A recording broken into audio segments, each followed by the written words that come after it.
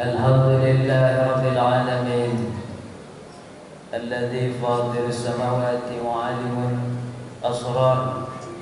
أشهد أن لا إله إلا الله وحده لا شريك له، وأشهد أن محمدا عبده ورسوله صلى الله عليه وسلم لا نبي بعده. اللهم صل وسلم على سيدنا محمد وعلى آله وأصحابه أجمعين. أما بعد فيا عباد الله، أوصيكم ونفسي بتقوى الله فقد فاز المتقون. اتقوا الله حق تقاته ولا تموتن إلا وأنتم مسلمون. فقال الله تعالى في القرآن العظيم: أعوذ بالله من الشيطان الرجيم. بسم الله الرحمن الرحيم. سبحان الذي أسرى بعبده ليلا من المسجد الحرام إلى المسجد الأقصى الذي باركنا حوله لنريه من آياتنا إنه هو السميع البصير. صدق الله العظيم. Kaum muslimin, sidang jemaah Jumat yang dimuliakan Allah, pada Jumat ini dan seterusnya saja, mari sama-sama kita meningkatkan takwa. Meningkat, bukan malah menurun.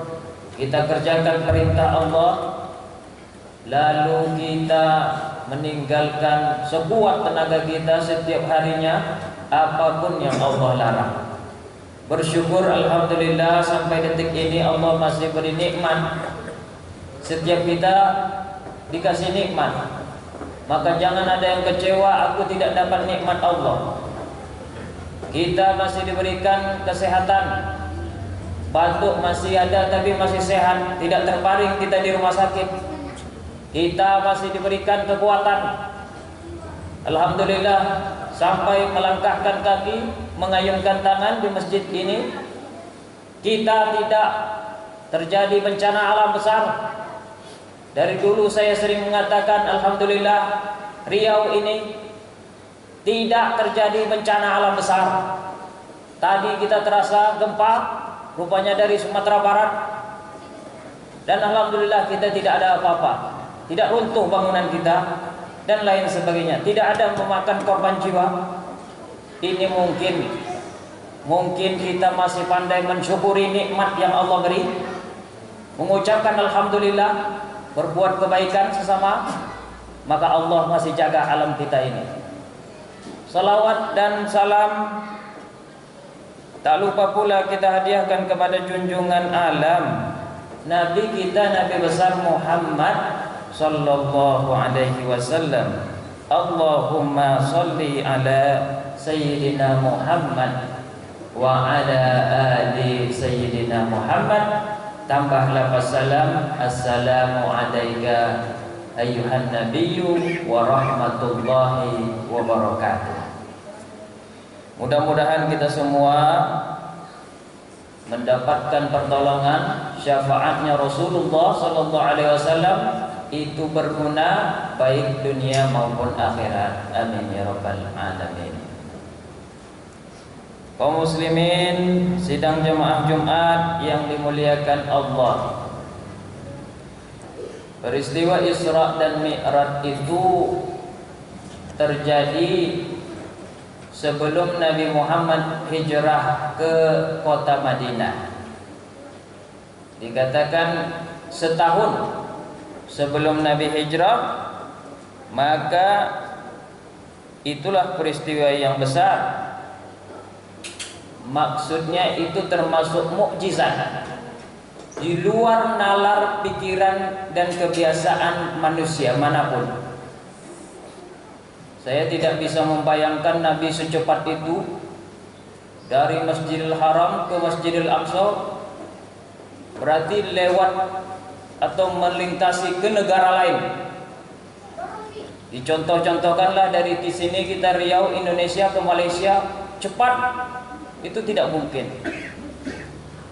Lalu dari Masjidil Aqsa naik lagi ke langit. Langit pertama, langit kedua, langit ketiga, akhirnya baru sampai ke Sidratul Muntaha. Tidak pakai jaket, malam hari. Bagaimana kalau kita berpikir kita pergi malam-malam tanpa jaket? Lemas badan kita, masuk angin kita, tambah kita demamnya. Tapi Nabi Muhammad SAW, itulah dikatakan linuriyahu min ayatina, untuk kami tunjukkan sebagian dari tanda-tanda kebesaran kami. Karena kalau kita tidak menengokkan kadang-kadang kehebatan Islam ini, orang sepele. Apa gunanya saya masuk Islam? Tidak ada hebatnya, nggak perlu ada yang saya banggakan nanti setelah masuk Islam. Ternyata di Islam ini banyak kebanggaan-kebanggaan, termasuk peristiwa baginda Rasul Isra dan Mi'raj ini. Maka dikatakanlah di dalam surat Al-Isra, Bismillahirrahmanirrahim, Subhanalladzi asra bi'abdihi laila minal masjidil haram ilal masjidil aqsa allazi barakna haulah linuriyahu min ayatina innahu was-sami'ul basir. Dengan nama Allah yang Maha Pengasih, Maha Penyayang. Subhanalladzi, maha suci Allah yang asra bi'abdihi, memperjalankan hambanya, lailan, malam, minal masjidil haram, dari masjid haram di kota suci Mekah sana, ilal masjidil aqsa, ke masjid Palestina, Masjid Aqsa, alladzi barakna haulah, yang mana kami berkahi sekelilingnya.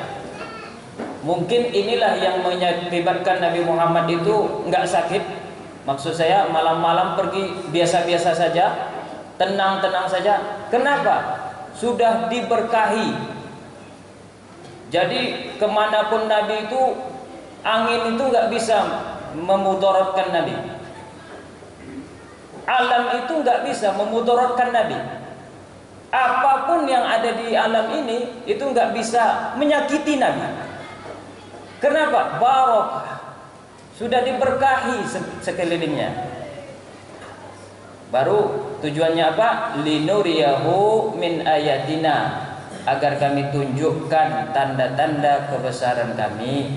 Innahu huwas-sami'ul basir. Sesungguhnya Allah itu maha mendengar dan juga maha basir, melihat. Apa makna Isra? Isra itu maknanya adalah perjalanan di bumi. Mi'raj itu perjalanan ke langit, naik. Hikmahnya apa? Hikmahnya kalau kita umat Islam, baik laki-laki atau perempuan, kalau sudah ambil wudhu, itu kan perjalanan antara tempat kita tempat wudhu. Kemudian dari tempat wudhu ke tempat sholat, ke tempat sajadah. Jangan lagi banyak-banyak memperdulikan kehidupan dunia ini. Kadang-kadang udah ambil wudhu, nanti ada HP bunyi, HP itu yang kita perdulikan dulu. Kadang-kadang sudah wudhu, ada TV siaran bagus, TV itu yang kita perdulikan dulu. Tinggalkan dulu sejenak.